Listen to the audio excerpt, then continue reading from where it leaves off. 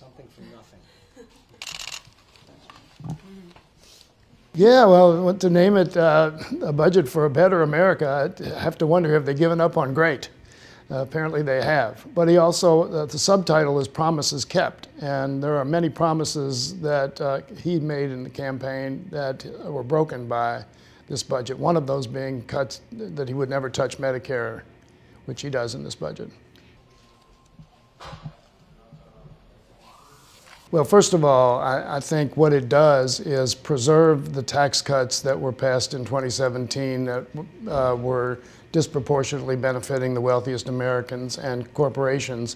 And then they use that increased deficit because of those tax cuts to justify huge cuts in programs that help very vulnerable Americans. In this case, over $1.5 trillion in cuts in Medicaid, cuts to student loans, cuts to SNAP, and we think that's just misplaced priority.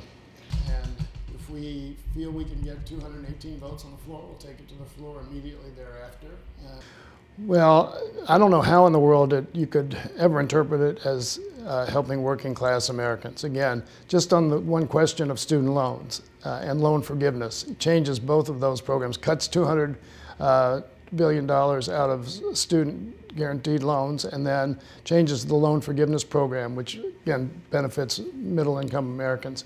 So no, I think this is disastrous for middle America.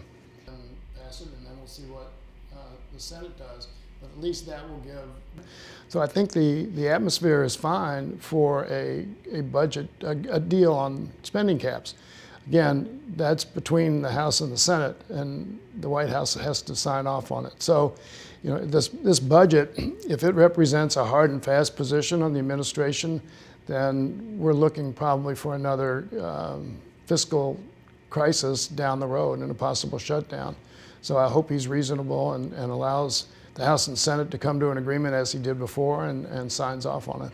The appropriators, numbers to work from. I think we can probably get this done, but again, if he wants to, if he's going to hold up fast for his wall funding request, I think the climate's exactly the same as it was last winter when we could possibly have a shutdown.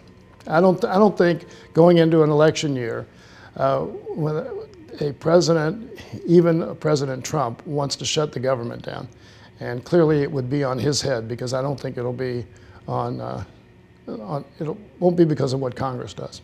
Negotiations on spending levels, and there could be a deal where we just agree